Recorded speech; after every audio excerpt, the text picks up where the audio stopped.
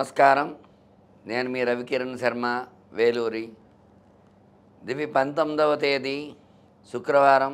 ఈ రోజున పంచాంగము మరియు రాశి ఫలాలు ఏ రకంగా ఉండబోతున్నాయనే విషయాన్ని మీకు చెప్పడం జరుగుతుంది. ఆ శుక్రవారం అవటం వల్ల ఆ చండీపరాదేవత అనుగ్రహం అందరికీ కలగాలని అమ్మవారి యొక్క ధ్యాన శ్లోకంతో ప్రారంభం చేస్తున్నాం. ఖడ్గం చక్రకదేశ చాపపరిఘాం శూలంబుషుండీం శిరః శంఖం సందదీంకరైస్త్రినయనాం సర్వాంగభూషావృతాం నీలాస్మద్యుతిమాస్య పాదదశకాం సేవే మహాకాళికాం యామస్త్వౌ స్త్వపితే హరౌ కమలజౌ హంతుం మధుం కైటభం. శ్రీమాత్రే నమః.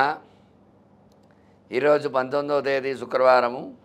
శ్రీ క్రోధినామ సంవత్సరము, దక్షిణాయనము, గ్రీష్మ ఋతువు, ఆషాఢమాసము, శుక్లపక్షము, తిథి త్రయోదశి తిథి.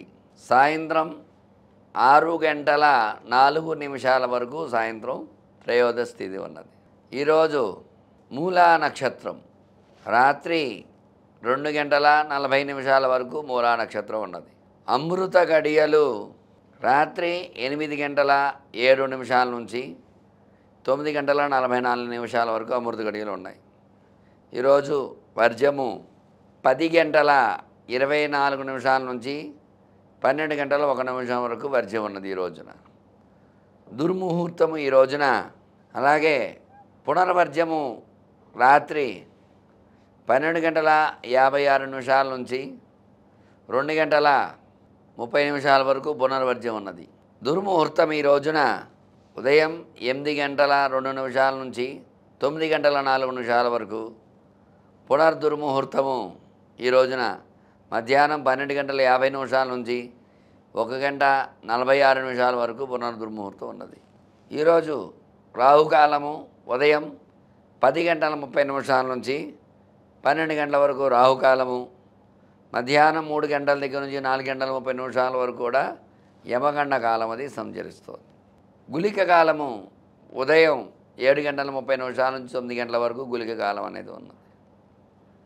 ఈ రోజున విశేషముగా శుక్రవారం మూలా నక్షత్రం రావడం వల్ల అమ్మవారిది దేవి కవచ పారాయణ చేయటము, కవచాన్ని వినడము, దుర్గా సప్తశ్లోకి పారాయణ చేయటము, అలాగే విశేషముగా అమ్మవారికి లలితా సహస్రనామ పారాయణ చేయటము, కుంకుమార్చన చేయడం ద్వారా మీకు అనుకూలతలు వచ్చే అవకాశాలు ఉన్నాయి.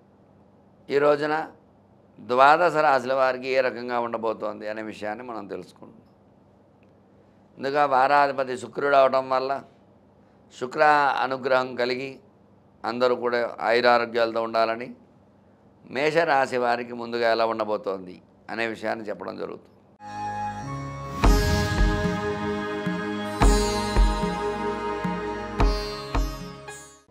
మేషరాశ్యాధిపతి కుజుడు ద్వితీయంలో భాగ్యంలో ఉన్నాడు. గురుకుజ కలయిక. తృతీయంలో రవి సంచారము, చతుర్థంలో బుధ శుక్ర సంచారం ఉంది. అంటే వారాధిపతి అర్ధాష్టమంలో కూర్చున్నాడు ఈరోజు. అందువల్ల షష్టమంలో కేతువు, సప్తమంలో చంద్రుడు, ఏకాదశంలో శని సంచారం, వ్యయంలో రాహు సంచారం జరుగుతుంది. వ్యయ రాహువు, అర్ధాష్టమ శుక్ర బుధుల వల్ల వీళ్ళు అమ్మవారి యొక్క దేవి కవచాన్ని వినడం ద్వారా అనుకూలతలు వచ్చే అవకాశాలు ఉన్నాయి. దుర్గా సప్తశ్లోకి పారాయణ చేయటము, దుర్గా సూక్తము వినడం ద్వారా అనుకూలతలు వచ్చే అవకాశాలు ఉన్నాయి.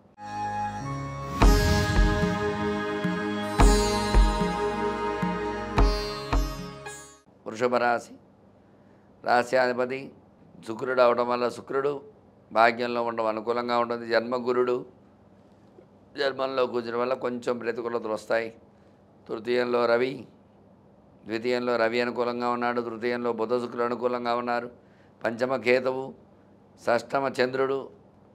ఈ రాశివారికి దశమంలో శని, ఏకాదశంలో రాహు సంచారం జరుగుతుంది. జన్మ గురుకుజులు వీళ్ళు ప్రతిబంధకంగా ఉన్నారు.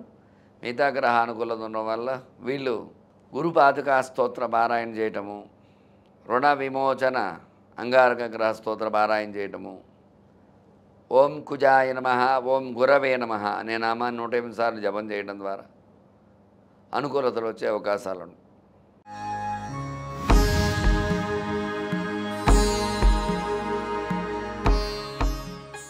మిథున రాశి. మిథున రాశికి జన్మంలో రవి సంచారము, భాగ్యంలో బుధ శుక్ర సంచారం అనుకూలంగా ఉంది. అట్లాగే అర్ధాష్టమంలో కేతు సంచారం ప్రతికూలంగా ఉంది.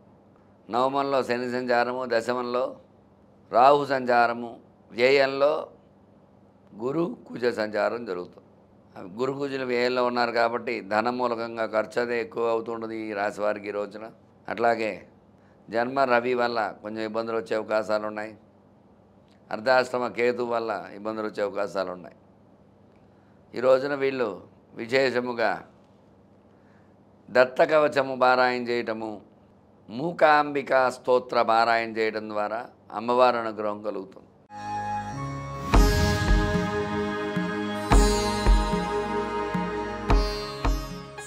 కర్కాటక రాశి.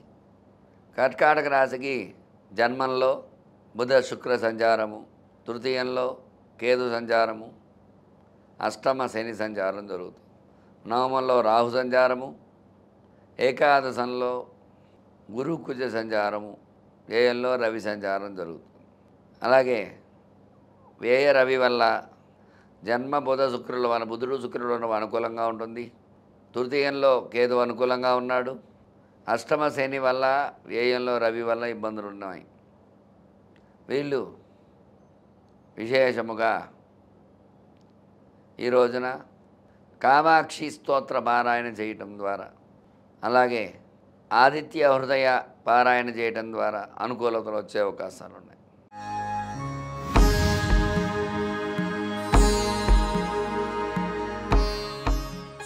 సింహరాశి. సింహరాశికి ద్వితీయంలో కేతు అనుకూలంగా ఉన్నాడు. అలాగే అష్టమ రాహు ప్రతికూలంగా ఉన్నాడు.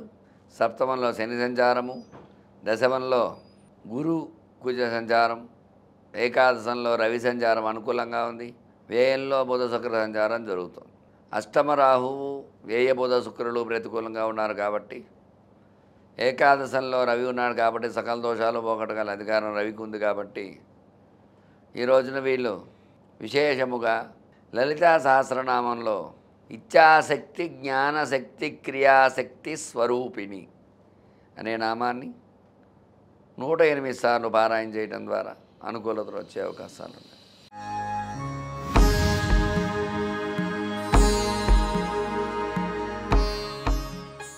కన్యారాశి.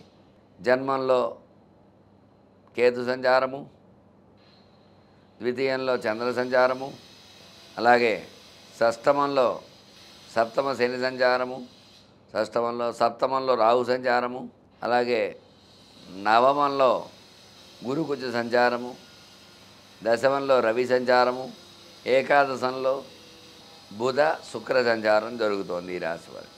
ఈ ఏకాదశంలో బుధ శుక్రులు అనుకూలంగా ఉన్నారు. దశమంలో రవి అనుకూలంగా ఉన్నాడు. అలాగే నవమంలో గురు కుజులు అనుకూలంగా ఉన్నారు. సప్తమంలో రాహు అనుకూలంగా ఉన్నాడు. షష్టమంలో శని అనుకూలంగా ఉన్నాడు.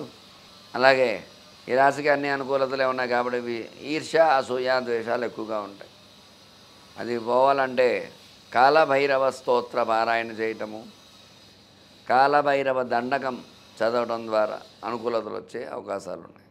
అలాగే వీళ్ళు దృష్టి దోష నివారణ కోసం సుదర్శన స్తోత్ర పారాయణ చేయడం అనుకూలతలు వచ్చే అవకాశాలు.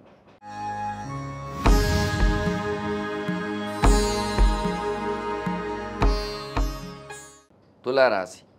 జన్మచంద్రుడి వల్ల కొంచెం ఇబ్బందులు వచ్చే అవకాశాలు ఉన్నాయి. మనశ్శాంతి తక్కువగా ఉంటుంది తులారాశి వారికి. అష్టమ గురుకుజ సంచారం ప్రతికూలంగా ఉంది ఈ రాశి వారికి. భాగ్యంలో రవి సంచారము, దశమంలో బుధ శుక్ర సంచారము, వ్యయంలో కేతు సంచారం జరుగుతుంది. అష్టమ గురు శుక్ర కేతువులు, గురు కుజ కేతువులు ప్రతికూలంగా ఉన్నారు కాబట్టి వీళ్ళు విశేషముగా ఈ రోజున అనగా దత్తాత్రేయ స్వామి దర్శనం చేసుకోవటము, దత్తాత్రేయ స్వామి దత్త కవచము పారాయణ చేయడము, దత్త దండకము పారాయణ చేయడం ద్వారా అనుకూలతలు వచ్చే అవకాశాలు ఉన్నాయి.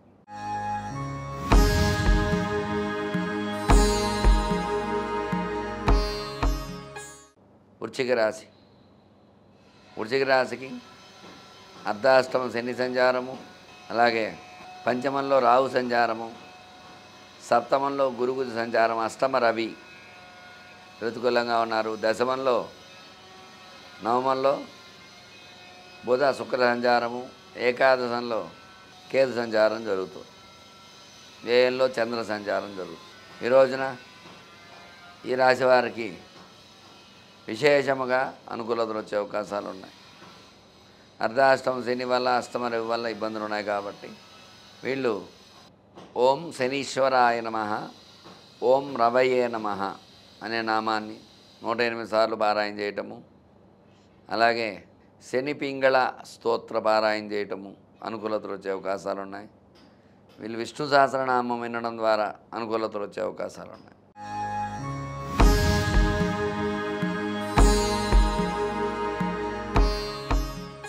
ధనురాశి. ధనురాశికి తృతీయంలో శని సంచారం, అర్ధాష్టమ రాహు సంచారం జరుగుతుంది. షష్టమంలో గురుకుజులు, సప్తమంలో రవి, అష్టమంలో బుధ శుక్ర సంచారము, దశమంలో కేతు సంచారం జరుగుతుంది. ఈ ధనురాశి వారికి ఈ రోజున అమ్మవారి యొక్క దేవి అర్కల స్తోత్రాన్ని వినడం ద్వారా అనుకూలతలు వచ్చే అవకాశాలు ఉన్నాయి. అలాగే ఓం దుర్గాయై నమః అనే నామాన్ని 108 సార్లు జపం చేయడం ద్వారా అనుకూలతలు వచ్చే అవకాశాలు.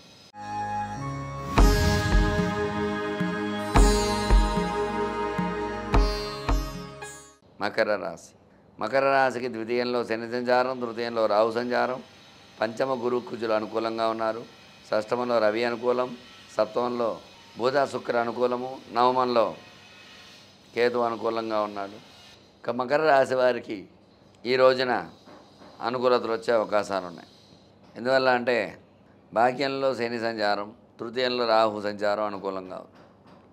పంచమంలో గురు కుజులు కూడా అనుకూలంగా ఉన్నారు పంచమ స్థానం. షష్టమంలో రవి అనుకూలంగా ఉన్నాడు, సప్తమంలో బుధ శుక్రుడు కూడా అనుకూలంగా ఉన్నారు. గ్రహానుకూలత ఉంది. వీళ్ళపై ఆ ఈర్ష్యా సూయాద్వేషాలు ఎక్కువగా ఉంటాయి కాబట్టి వీళ్ళు ఆంజనేయ దండకం పారాయణ చేయడము, ఆంజనేయ స్వామికి సింధూరార్చన చేయడం ద్వారా నరదృష్టి, నరఘోష నుంచి బయటపడే అవకాశం ఉంది.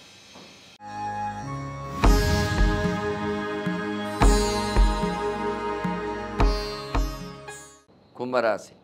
కుంభరాశికి జన్మశని, అర్ధాష్టమ గురు కుజ సంచారము, పంచమంలో రవి సంచారము, షష్టమంలో బుధ శుక్ర సంచారం, అష్టమ కేతువు. అంటే శని రవి కేతువులు ప్రతికూలంగా ఉన్నారు ఈ రాశి వారికి. అందువల్ల వీళ్ళు విశేషముగా అమ్మవారి లలిత అష్టోత్తర నామాలు పారాయణ చేయటము, ఓం లలితాయై నమః అనే నామాన్ని 108 సార్లు జపం చేయటం ద్వారా అనుకూలంగా వచ్చే అవకాశాలు ఉన్నాయి.